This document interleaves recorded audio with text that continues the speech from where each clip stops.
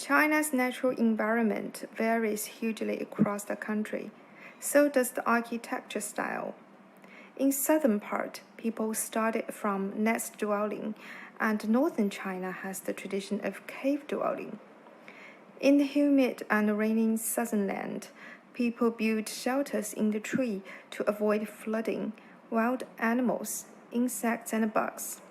The arid climate in the north makes it easy to excavate earth shelters in the fine loess soil.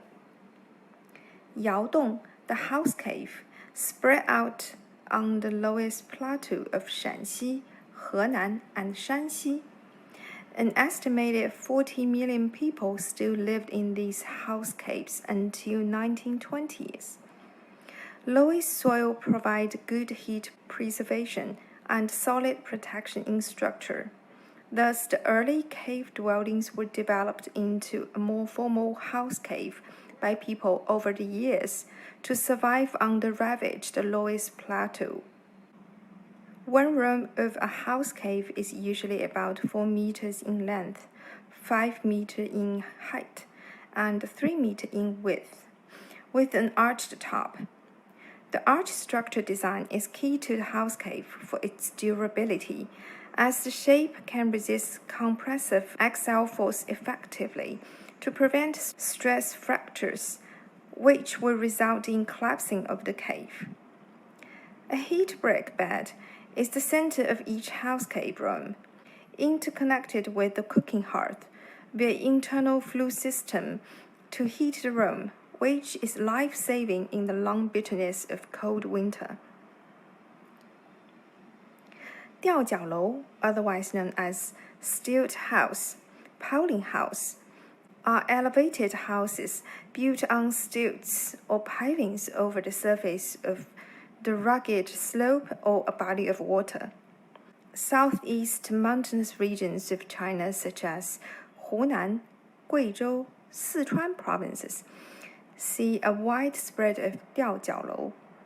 The design of stilt houses is primarily influenced by the terrain topography to provide protection against flooding caused by widespread narrow waterways and steep slopes. They also keep out vermin as this area is hot and humid most of the time. The shady space under the house can be used for farming land or storage, while residence is on the top. 四合院, a typical Beijing architecture, courtyard surrounded by buildings on all 4 sides. The design is originally for the protection from gusting winds in northern winter, but over the years, strict protocols were developed by the rigid political hierarchies, as Beijing is home to Chinese emperors. The size of the house, the number of rooms it consists, the style of the porch, the building material of the door, even the roof tiles. You don't want to mess up any of that. The style of the architecture grows on the people lived in it. The distinction between insiders and outsiders, priorities in seniorities and order, is the basic principle for Chinese etiquette. Although the day of the emperor's ruling is long gone, but these principles are still in our nature. Shanghai-style architecture. Shanghai architecture has merely a century-long history, yet it is a mixture of cultural elements from all over the world. Inclusiveness and innovation run in the gene of Shanghai architecture. Modern meets classic is the cocktail of Shanghai style. The Bund is a museum of Shanghai-style architecture, a collection of Renaissance style, neoclassicism, mix and match of Baroque and Islamic style, Art Deco, which favors geometric outlines and mechanic elements, can all be found here.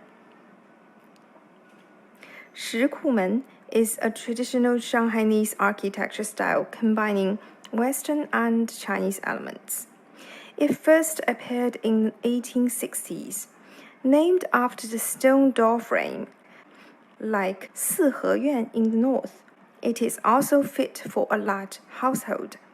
However, details such as roof windows were introduced later, which is often seen on top of rooms on north sides of the courtyard, to allow extra light and wind into the room. In a place like Shanghai, the dampness in the air can be only propelled by the warmth of sunlight.